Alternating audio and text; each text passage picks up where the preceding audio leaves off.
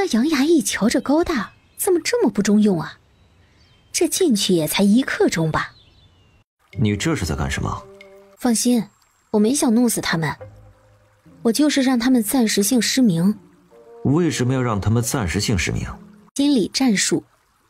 余化先是说出这4个字，接着给杨琪上了第1课。待杨琪听完余化的话后，发现自己更加喜欢余化了。好了，带我出去吧。杨琪点头，抓着他的手腕将人带了出去。两人从空间出来，杨琪闻着房间里的馨香味儿，格外的留恋，眼睛乱瞅，瞅着瞅着就瞅到床那里去了。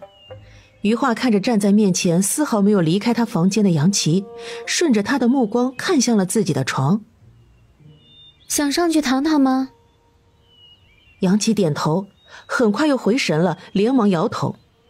我没有想上去躺躺，你别误会。这解释就有点此地无银300两了。行啦，你回去吧，晚饭自己过来吃。一听还有晚饭吃，杨琪咧嘴笑起来，抓了抓后脑勺，回了一声好，然后离开。蒋氏和刘氏见杨衙役出来了，二人均是一愣，这么快？那杨衙役瞧着高大，怎么这么不中用啊？这进去也才1刻钟吧。果然，男人有时候中看不中用。你先回去吃，我一会儿就过来。子燕，你再去喊一下。想起那个家伙在干什么？吃个饭还要洗澡，七叔，你真讲究。出了一身汗，不洗多熏人。切，七叔，你是怕被我娘嫌弃吧？杨琪不吱声了，只能瞪着杨子燕。我要跟我娘说，你瞪我。说完转身，一副要去告状的模样。杨琪快步追上去，伸手薅住杨子燕的衣领。你多大了？再过几年都能娶媳妇儿的人了，怎么还跟娘们儿似的挨个撞？我跟你讲，男人就要爷们儿点儿，不能学女人家的那些本事。当然，我也没说女人家那些本事不好，但你是个爷们儿，你得爷们儿点儿，不能学，知道没？知道了。你们说出来，我高兴了就放了你们。你们要是不说，那我就把你们剁成渣渣做肥料。那2个废物还没消息吗？回少爷，那2人凭空消失一般，奴才怀疑那2人可能已经遇害了。再派1个人去盯着那边。奴才觉得不妥，如今那2人被发现了，想必已经打草惊蛇，这个时候再派人去盯着也是徒劳，不如等些日子，等那个女人放下戒备之心的时候，再派人直接把人绑回来。如果事成不了，你也别回来了。随从有些后悔给少爷出主意了，看来只能去请斧头帮的人出手了。杨琪回到家，睡前进了空间，暂时瞎的2个人已经醒了，二人感到有一双眼睛正在盯着他们，于是2人紧紧地靠在一起。谁在一旁？杨琪没吱声，离开了空间。转眼3天过去了，杨琪带着余化进了空间，刚进来就听到又饿又渴的2人在哀求：放过我们吧。我们知道错了。听着中气十足啊，感觉还能再饿你们几天。恶魔，这绝对是恶魔。于掌柜，我们也是奉命行事，您大人有大量，放过我们吧，我们也没有对你做什么。是啊，于掌柜，你就把我们当作屁一样放了吧。想要我放过你们也不是不行，不过你们得要给我有价值的东西才行，比如是谁派你们过来的，再比如派你们过来的人他曾经都做过什么坏事，你们说出来，我高兴了就放了你们。你们要是不说，那我就把你们剁成渣渣做肥料。2人听到剁成渣渣做肥料，身体不停地颤抖。杨琪的嘴角也抽了抽。我只给你们1炷香的时间思考，1炷香后你们若是不交代，我就2人再次发抖。经过3天的备受煎熬，他们哪里还能有思考的能力？直接张口就把自己知道的东西全部交代了。说完了吗？张府有个废弃的院子，里面那口井里有尸体。死者何人？那是府里的丫鬟秀珠的妹妹。秀珠的妹妹来看望姐姐，被张少爷瞧见。张少爷见她长得不错，在秀珠跟妹妹分开后，派人掳走了秀珠的妹妹，然后……听完这人的话，余化的脸黑了下来。那个张凯文简直是禽兽不如，一个12、13岁的姑娘，居然……杨琪的眼眸一沉，他抚拍了几下余化的后背，安抚下气愤不已的余化。他走过去将二人打晕，然后才开口：“你别生气，那个张凯文最终一定不会有好下场。”杨琪，你说张家少爷张凯文牵扯密案，是否真实？是不是真实，探一探张家废弃院子那口井就知道了。探张家废弃院子那口井的任务交给了杨琪。杨琪到了张府距离那个废弃院子最近的院墙外，他凭借着自己的本事翻墙而入，在确定枯井下真的有不明身份的尸骨后，他快速离开张府回去衙门。如何？杨琪微微点了一下头，就去跟相捕快汇报情况。翌日，杨琪、李兴、何相武三人带着跟班，拿着一早从钟大人那里拿到的搜令上门。张府管家连忙通知老爷：“这是何意？有人举报张老爷的儿子杀人，尸首就在贵府中，这是搜令。”杨琪拿着搜令展示给张老爷看：“何大哥，你带人去抓捕张凯文，我跟李大哥去找尸首。”何相武点头，杨琪收起了搜令，同李兴带着人去往废弃的院子。张老爷张如海见他们这般横冲直撞，气得火冒三丈，他只能跟着一起去。杨琪进了院子后，让人下井，没一会儿就弄上来2副尸骨。张老爷一个不稳，旁边的管家扶住。另一边，何相武在张凯文小妾的屋里将张凯文挖起来，只让人穿了一身礼衣就把人带走了。你们凭什么抓我？我又没有犯事。有没有犯事，一会儿就知道了。杨琪这边，井底有用的线索全部弄上来了，便来到了张老爷跟前儿。府上是否有位叫秀珠的丫鬟？正在废弃院子外面看热闹的秀珠听到衙役找他，他抬脚上前：“奴婢便是秀珠，不知官爷找奴婢何事？”是否有个妹妹？秀珠心里咯噔一下，可能是猜测到了什么。不会的，不会的，妹妹她在乡下，怎么可能会在这里啊？待他在那一堆破破烂烂的布料中看到一个球形挂饰的时候，两眼一翻，晕了过去。掐人中，弄刑。杨兄弟，你太粗暴了吧？心里虽然这样想，但他手没闲着，掐着袖中的人中。很快，丫鬟就醒了过来。你可别晕了，你晕了，我还得再把你给掐醒。他起来，跌跌撞撞地过去井边，拿着那个小球形的挂饰。灵儿，我的灵儿。李欣与杨琪对视了一眼，杨琪转身来到了张老爷跟前儿。张老爷，可否解释一下张府这个枯井里为何有2副尸骨吗？看到被带过来的张凯文，直接说道：“将尸骨跟证物，还有犯罪嫌疑人张凯文一起带走。”你们没有证据，凭什么抓我？有没有证据，去了衙门就知道了。杨琪带着人从张府出来，凑到李欣的身边，小声地对李欣说：“你去将……”李欣听完了杨琪的话，惊讶地看着杨琪。这种时候能够想到这个的，唯有杨琪了。好久不见，啥时候还我银子？哟，杨兄弟，你真是神了！我们的人刚把人接走没一会儿，那张府就派人过去了，还好我们速度快呀，要不然张凯文这个禽兽不如的东西就能将罪名推给那2人了。盯着点张府，张府的人可能会去做死者那边手脚。如今我们只知道其中1副尸骨的身份，另1副还不知道。盯着张府的人肯定能知道。行，我这就派人去盯着。接近中午的时候，张家那边行动了，衙门的人跟着张府派去的人的身后，得到了另一位死者的身份，当场将张府的人抓获。当天下午，钟大人就开始审理此案。余化因为是被跟踪之人，也需要对一下，便也去了。堂下何人？民夫于氏，见过大人。钟大人嗯了一声，继续走形式。问完了于氏的话后，便让他退了下去。余化退下后并没有离开，而是站在门外听审。1个时辰后，在证据证人都在的情况下，张凯文被判了死罪，明年开春行刑。判定一下来，张夫人跟张少夫人一同晕过去。外面那些看热闹的老百姓听完大人的审判，一个个皆大欢喜。恶霸一般的张家终于报应来了。退堂。钟大人一声令下，起身离开。你不走？父亲先行，儿子有事请教习叔。余婶，好久不见。好久不见，啥时候还我银子？余化开口让对方想死，钟浩轩嘿嘿笑了笑。不是说好了1年利息1两银子吗？等我以后能挣钱了就还。你这是一早就打算欠个10年20年了？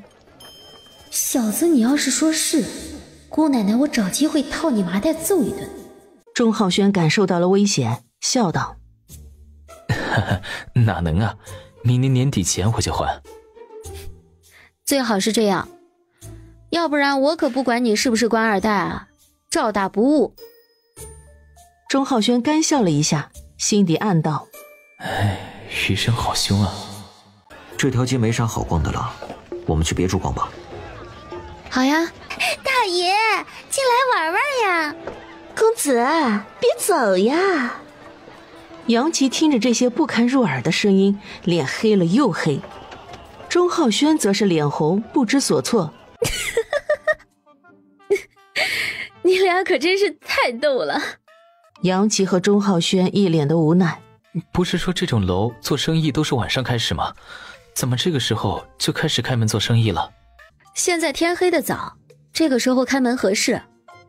等到真的天黑才开门，那就完了。我怎么感觉余婶似乎很懂啊？难不成余婶以前常来这条街？来过1次而已。三人逛着逛着就来到了伯乐坊，好巧不巧，又看到了杨大宇走进了伯乐坊。杨大宇走进伯乐坊，在老位置看到杨大全。杨大全，你他妈还是不是人啊？你孩子的看病钱你也拿来赌？你管老子？你以为老子稀罕管你啊？老子今天来这里就是来告诉你的，你孩子病死了，你老娘上吊了，等你回去收尸呢。他的话带到了，任务完成。现在一点也不想看到杨大全，他怕自己忍不住打死杨大全。你俩怎么也来这里了？跟着你进来的呀。说完看向周围的赌徒，他也想去整2把。杨琪看着余化盯着那些蠢蠢欲动，伸手抓着余化的手腕。哎呀，你拽我干什么啊？你想干什么？我就玩2把，我自控能力很好的。哎呀，不会把自己输的摇裤都不剩下一条的。不行，你要是缺钱跟我要。杨琪牢牢抓住他的手腕，将人往外拽。拽到门口的时候，余化另一只手扒在门边。杨琪见状，举起抓着的那只手，弯腰将人扛起来就往外走。余化傻了，连忙用手捂住了脸。太丢人了。钟浩轩笑起来。余婶好好玩，有趣。唯有杨大宇瞪大了眼睛。才1个多月不见，咋感觉这2人的关系更近了一步嘞？再过1个月，我是不是就要喝这2个人的喜酒了？今晚我不喝酒，要喝你自己喝。杨希，你不是吧？我下酒菜都买好了，你居然说你不喝酒？那我买个屁的下酒菜啊！你可以拿去退了。杨琪说完，去追已经距离他们有一段距离的余化。有人想害余婶，他需要保护余婶，不宜喝酒。杨大宇微愣，连忙追上去询问：哎呦，谁要害他？张家。哪个张家？飘香楼张家。啊，还真的是那个张家呀。那今晚这个酒确实不能喝。他追上杨琪。杨琪，要不然我最近就住在你家里了，我跟你一起守着。杨琪本想拒绝，但是想到自己一个人不能同时顾及4个人，便点了一下头。回到了水龙巷，拐角就看到自家门口有2个人。黄甫玉轩正准备走来着，见余化回来了，唇角上扬，笑道：正准备离开，没想到于掌柜回来了，杨衙役也在呀。杨琪，这是谁呀？多谢皇甫少主的解药。皇甫玉轩收了嘴边的笑容，看向一旁的陈德元。这是钟大人的儿子钟浩轩。啥玩意儿？这是咱们桃花镇钟大人的儿子啊！钱货两清，无需感谢。这态度啊，跟刚才对余化的态度完全不一样。你带他们回家吧，我跟他说点事儿。杨琪点头，领着杨大宇跟钟浩轩去自己家。你们随意找地方坐啊，我去沏壶茶。喝茶就不必了，既然来你这里是来给你送东西，送了东西我便走。余华看着这厚厚的一沓银票，不解地看着皇甫玉轩。这是何意啊？这些是钟夫人买解药的银钱，我将那些东西处理换成了银票，这样方便携带。为什么给我啊？药草归药草，就当是我皇甫家与你结交的礼物，银子则是西施毒解药配方的钱，以后若是还有什么难解的问题，还会再来请教于妹子。行，这些银票我收下了。哈哈哈，于妹子是个爽快人，今日我便要离开桃花镇，不过于妹子放心，答应给你的药草已经在运来的路上了，再过些日子应该就能到。那祝皇甫少爷一路顺风。于妹子可以叫我皇甫大哥，咱们以兄妹相称。我何德何能啊？你能。皇甫玉轩真挚地看着他。行吧，那就祝皇甫大哥一路顺风。皇甫玉轩转身，心情愉悦地走了。1000两面值的银票有50张，也就是5万两，他这一下子就暴富了呀！回头还是换成银元宝放在空间比较妥当。谁知道这银票会不会哪天不能用了？余化自言自语，嘀咕完，拿着银票进了空间，放好银票从空间里出来，心情愉悦的他哼着小曲去了后院。兄弟，你别望着那边了，咱们来说点事儿。说什么？既然张家那位被判刑了，那张家人为什么要害于氏啊？他们将过错安在余华身上。这张家人有病吧？没病能干出那样的事情。许久过去，杨琪有点坐不住了，他起身抬脚向梯子那边走过去。杨大宇没动，他鄙夷地看着向梯子走过去的杨琪。钟浩轩这个时候才反应过来，那个梯子是干什么用的。杨琪爬上墙，往堂屋那方向看，没看到人，也没听到声音。他犹豫了一下，下了梯子。呵呵，咋的？看到我们在这里，你不好意思翻墙过去啊？闭嘴吧你！再说就提着你的猪头皮走。提走就提走，提走你今晚吃西北风去。我长得少，会做饭。你做的那个饭只有猪才会吃，杨琪就是那只猪。在阳山村的时候，杨大宇，你没少去我那里吃饭。杨琪说到这里就没说了，让杨大宇自己理解。哎呦，我把自己给骂进去了，失策了。到了下学的时间，杨家三兄弟回来了。杨子竹、杨子墨书包一放，便往隔壁跑，因为他们回来的时候看到隔壁大门开着。大哥哥，你是不是没去书院读书了呀？我去中班好几次都没有看到大哥哥。没去了。为什么呀？有点事。哦，那你还去读书吗？钟浩轩对上杨子竹的目光，不去了3个字怎么也说不出口。然而他的犹豫已经回答了杨子竹。杨子竹立即转移话题。大哥哥，你怎么在齐叔家呀？我跟着齐叔来的。哦，那一会儿在我家吃了饭再回去吧，我娘做饭老好吃了。好。子竹，你咋不邀请我去你家吃饭呢？杨大宇吃味儿了。大宇叔，你是男人，去我家吃饭不合适，就连齐叔都没去我家吃过饭。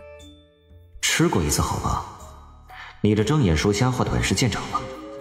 杨大宇震惊地瞪大眼睛看向杨琪。不是吧，兄弟你混得这么差？瞧你跟于氏的相处模式，我还以为就可喝喜酒了，合着你才混成这样啊！那我猴年马月才能喝上喜酒啊？你娘一个人在家？杨子墨摇头，杨琪的心瞬间提了起来。大哥在家。杨琪愣住，所以他是误会想多了。除了你大哥就没别人了？不然还有谁？难不成我家有鬼？齐叔该不会是发现了吧？这孩子被余化养得越发胆大了。难不成我家真有鬼？瞎想什么？这世上怎么可能会有鬼？有的，娘亲就是，我看到了。这是他的秘密，他连大哥二哥都没有说呢。我相信这世上有鬼，但鬼也分好鬼跟坏鬼，娘就是好鬼。到了晚饭时候，杨子燕端着一碗肉和一盘堆成小山一样的青菜过来，顺便把二弟和三弟叫回去吃饭。钟浩轩本想跟着杨家三兄弟走，谁知他还没走2步就被人薅住了后衣领。七叔，你拽着我干什么？钟少爷就在这里吃饭吧？他能说不吗？这端过来的菜量很明显是将钟少爷那份也算上了。钟少爷若是过去，那边可能就要不够吃了。想到往日在书院食堂看到杨家三兄弟的食量，他最终选择留下来在这里吃饭。转眼10天过去了。于妹子要出门呐。于焕嗯了一声。是于妹子之前要的药草到了，今早上刚到，就立即给于妹子运过来，还好来得及时。就放在前院吧。陈德元笑着点头，转身吩咐带来的人搬马车上的盆栽。娘，咱家以后又不开药铺，你养这些药草干什么？咱家汤里那些配料加的什么呀？哦，我给忘记了。1刻钟后，3辆马车的盆栽全部都运进了余宅。于妹子，全都写完了。麻烦陈大哥跑这一趟了。今日若不是有事，肯定请陈大哥吃顿饭。饭什么时候吃都行，不知于妹子今天有何事？要是远的话，我让人送你们一家去。好呀好呀，谢谢陈伯伯。我们今天要回阳山村。这家伙还真是一点也不客气。哈哈哈。陈德元被杨子竹的称呼取悦到了。原来是要回阳山村，那就上马车吧。坐马车节约时间，小孩子在长身体，可不能太过劳累。杨子燕看着娘，余化询问：看着我做什么？有马车不坐白不坐。原来你是这样的娘。半个时辰后到了山路口，这里马车进不去，4人不得不下马车步行。多谢大哥送我们一程了。不用谢，不知道于掌柜什么时候回。啊，大哥你不用等我们，我们估计下午才回呢。好，那我先走了。马夫打算中午吃了饭后过来这里守着。走吧，我们来比赛，谁先到村，我就给他做一把弩。什么是弩啊？跟弓箭差不多的东西。3个孩子听到是跟弓箭差不多的东西，立即来了兴趣，然后3人拔腿就跑。我还没说开始嘞，你们怎么就跑了？1刻钟后，杨子竹跑到故意等着他跟3弟的大哥身旁。大哥，我觉得我们可以同时到达阳山村，这样我们仨都能有娘说的弩。大哥，我也觉得二哥这个方法不错，我们2个腿短，根本跑不过大哥。不行，娘不会相信。作弊的话，到时候娘一个都不做，我们谁都别想有弩。大哥说的好像挺有道理啊。反正我们也跑不过大哥你，那我们就不跑了。大哥你跑吧，到时候娘给你做弩了，记得借给我们玩一下。杨子竹说完后，杨子墨点头。你们都跑不了，那我还跑什么？我脑子进水了才跑。大哥这话好像又挺有道理的，可是不跑的话，娘会不会赖账不做了？杨子竹说出了最关键的问题。追上来的余化找了一根粗壮的树干藏了起来，他刚好听到了杨子竹说的话，扯了一下嘴角。切，你们娘我是那种喜欢耍无赖的人吗？还是算了吧，我们在这里等娘，回头我们仨轮番卖个萌，保不齐我们仨都能有一个奴。娘好像挺吃这一套的。树后面的余化，老三很了解我嘛。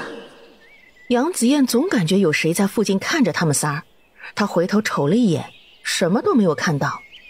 娘，你是不是藏在附近啊？杨子燕试探性的叫喊了一声。藏在树后面的余化，我要出去吗？大哥，我们一路跑，娘怎么可能藏在附近？你们当真不跑了？要跑，娘可能真的在附近看着。最终三兄弟继续跑，杨子燕、杨子墨边跑边往后瞅。你们往后看什么呀？没什么。看娘。我看你们今早喝奶喝多了，脑子进奶了。娘慢悠悠的走，我们跑，她怎么可能跟得上？杨子竹说完，一屁股坐在路边的石头上。唉，累死了，休息一下。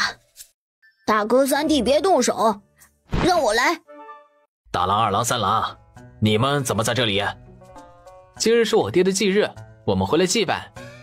唐伯，你们这是打算去刘家墩赌钱吗？夫子说，赌输了拼命，赢了心惊，见利忘义，翻脸无情，输鸡红眼，倾家荡产。赌了几天的破书，就在这里跟老子拽文嚼字，有啥好炫耀？杨胜黑着脸打断了杨子竹。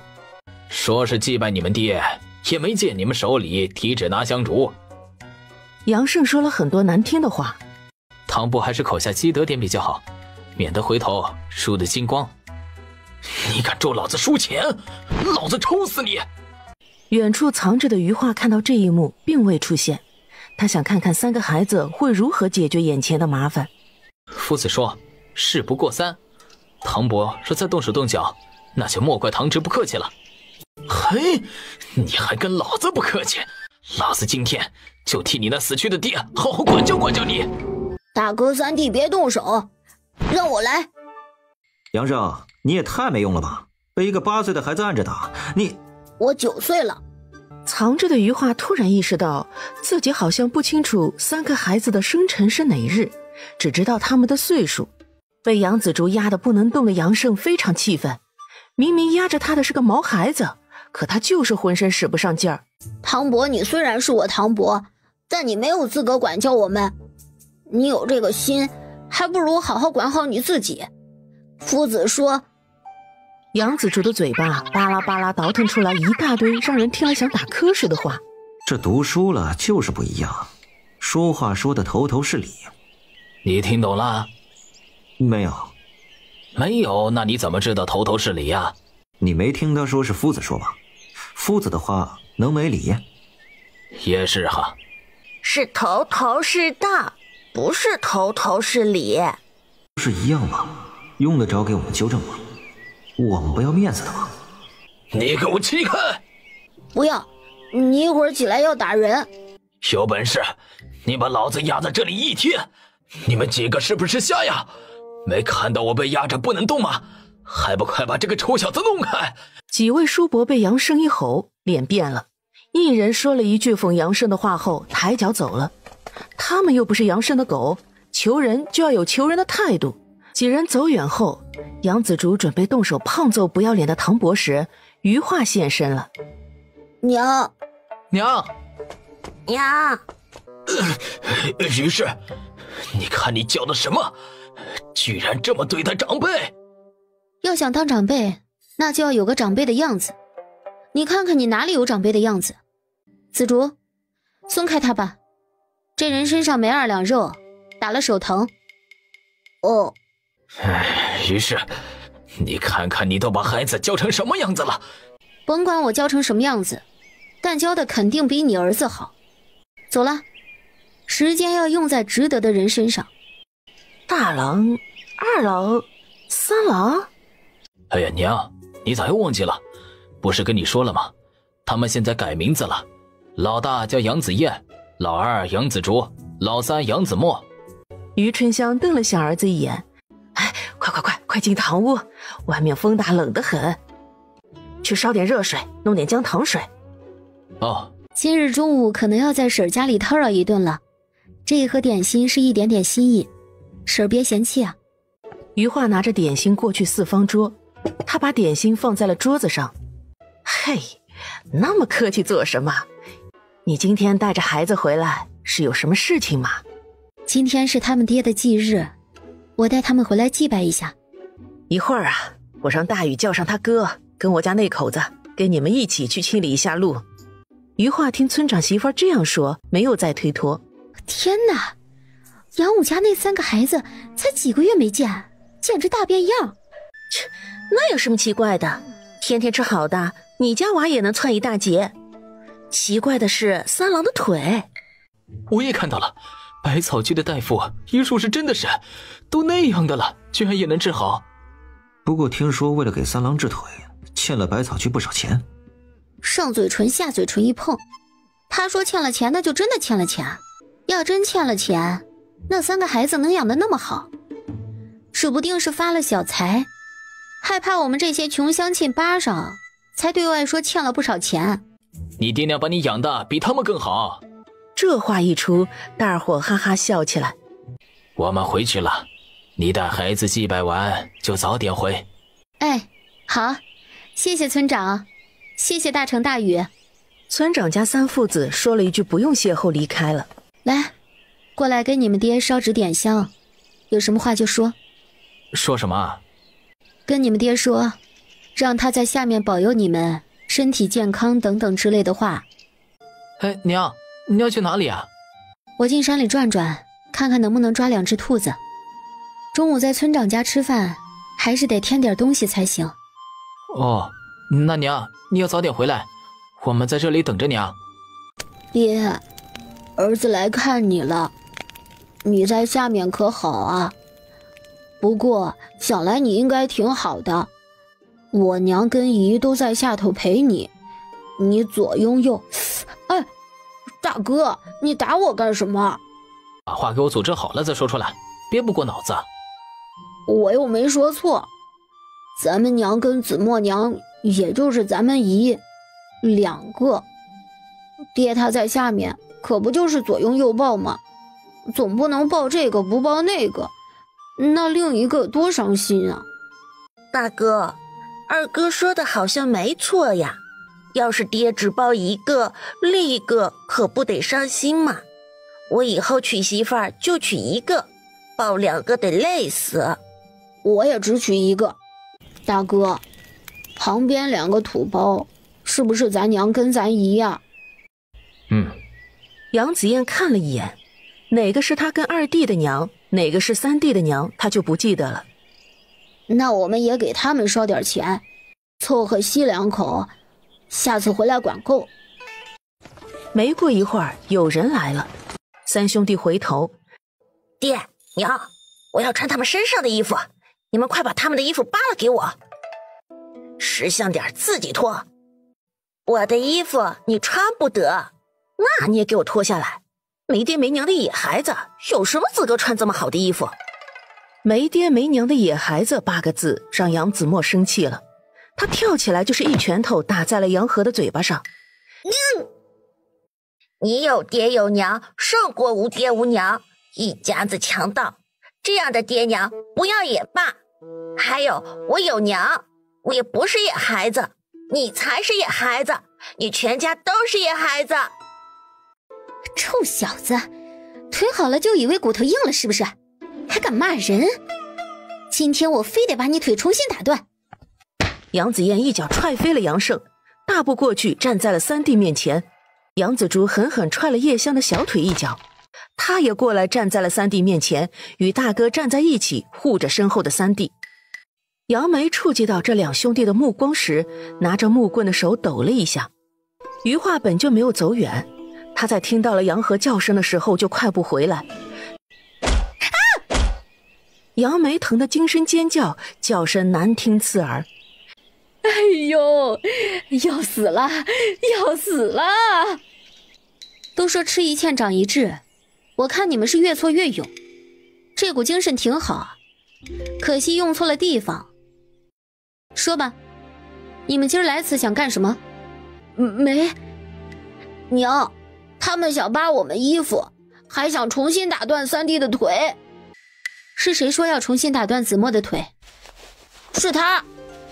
杨子竹指着杨梅，余化手中的木棍甩出去，正中杨梅的小腿，咔嚓！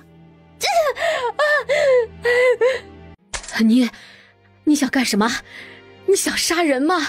你疯了！叶蓉说着，屁股一热，没一会儿，那股难闻的骚味飘散出来。杀你们脏我的手，我傻了才杀你。不过吓唬吓唬人还是可以的，这是最后一次。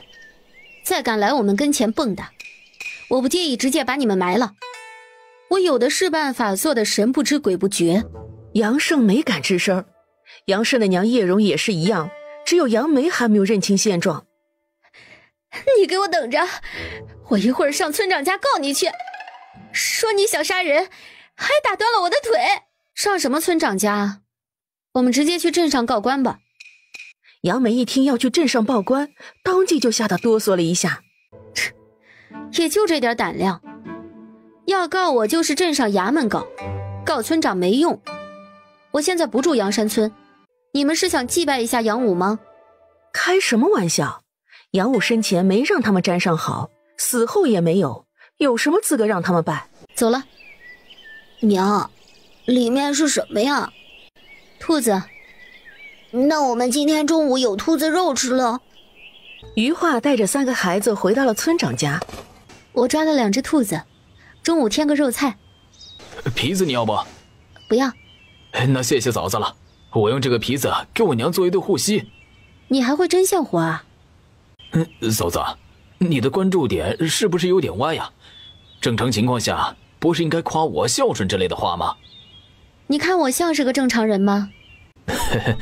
我小时候比较皮，老是弄破衣裳跟裤子，我娘补的多了就烦了，不给我补了，最后没办法，我也只能自己动手补，这熟能生巧，你懂的。余化懂了，果然呐，这人逼一逼就什么都会了。哎，嫂子，你今天是客，哪有让客人动手的道理啊？你赶紧放下进屋，那菜一会我来摘。哎呀，你放着吧，一会儿让大姨弄。摘菜而已，也没多少，我摘完就进屋。杨子燕跟杨子墨也跟着娘一起摘菜。于奶奶，我帮你烧火吧，烧火可以烤火。这话让于春香没法拒绝。中午有红烧兔子，村长忍不住撺掇儿子杨大宇一起喝了一杯酒。饭后，余化没有逗留，跟村长媳妇儿道了谢后，便带着3个孩子离开了阳山村。娘，之前你说的那个弩，可以给我们1人做一个吗？可以。余化没有犹豫就应了。杨子燕被他娘这么爽快的回答搞愣住了。娘，你之前不是说第一个到达村里的人才有弩吗？不是一起到的吗？好像是一起到的阳山村。本来应该谁都没有的，但是看到你们3兄弟团结对外，为娘就决定给你们1人做一个，到时候教你们射箭。半个时辰后到了出山路口，看到路边停着的马车，余化愣了一下，他抬脚过去。于掌柜是要回去了吗？余化点头。车夫大哥用过午饭没？于掌柜放心，小的用过午饭才来的这里。吃过就好。你们是何人？车夫拉住缰绳停下马车，盯着面前几个蒙面的人，没有丝毫害怕。马车里，余化阻止了3个想伸头出去看的孩子。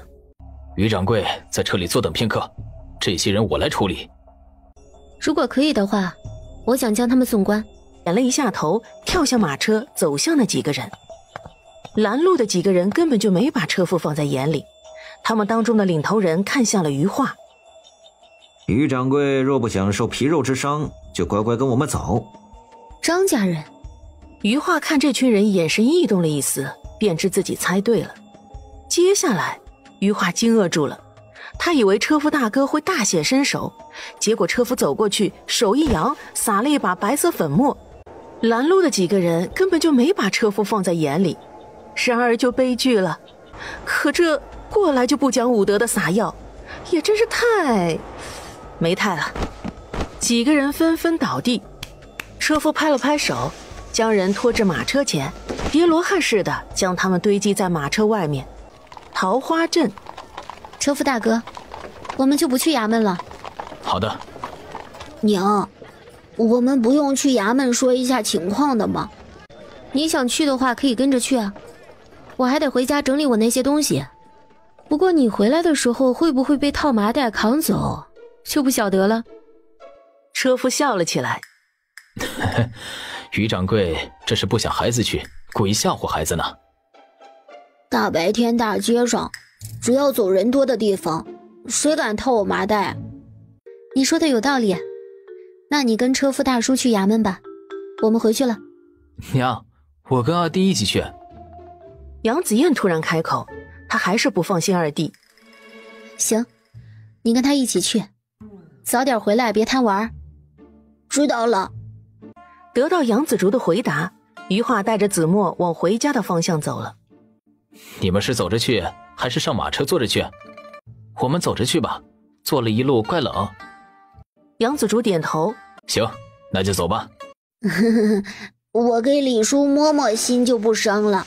余化带着子墨回到家，进门就看到早上陈德元送来的盆栽。他侧头看了一眼杨子墨。刚才我瞅着贺木木在家，要不然你去找贺木木玩。好。杨子墨乖巧听话的转身去找贺木木玩，他知道娘是想支开他。盆栽他一一收进空间。衙门这边，杨琪外出不在。李叔，齐叔他还会回来吗？一来就找你齐叔，你这样会让你李叔很伤心的。我给李叔摸摸心就不生了。行了行了，李叔逗你玩，你齐叔还得好些日子才能回来。李欣说完，看向一旁地上躺着的一捆人。这些人是斧头帮的人，你们怎么招惹上了他们呢？张家人，这事情牵扯到斧头帮，衙门需要跟斧头帮那边交涉一下，我先送你们回去。你们几个将这几个人拉去关起来，在我回来之前不让任何人见。车夫见这两个孩子有衙门的人陪同，便牵着马车回了百草居。斧头帮大厅里，柳敬三坐在帮主才能坐的大椅上，冷漠地看着跟前站着的几个人。刚才衙门的人过来了。柳敬三的目光最后落在了沙碧身上。刘帮主看着我做什么？沙碧，听闻你最近新纳了一位妾。是的，就是往日对柳帮主献殷勤的张家小姐。怎么，柳帮主心动了？要不然我将那个女人送与你。沙碧，从今天开始，你便不再是斧头帮的人了。你有什么资格将我赶出斧头帮啊？别以为你坐在这个位子上，你就真把自己当回事了。柳敬三跟看猴似的看着沙碧。柳敬三将东西丢向了正在受沙碧怼的三帮主呢。三帮主接过帮主丢过来的东西，翻开来看。一旁的四帮五帮也伸头去看，虽然认字不多，但上面大致的意思他们看懂了。沙碧，你还真是贼喊抓贼。沙碧的眼睛扫向了三帮主手里的东西，伸手夺过来，因为太过突然，东西被沙碧抢了去。三帮主刚要动手抢回来，那只是抄本。沙碧看完瞪大了双眼，不敢相信地看向了柳敬三。你怎么会知道？他刚才的话无疑算是承认了上面所说的是事实。本念着沙碧你是斧头帮的老人，没有追究。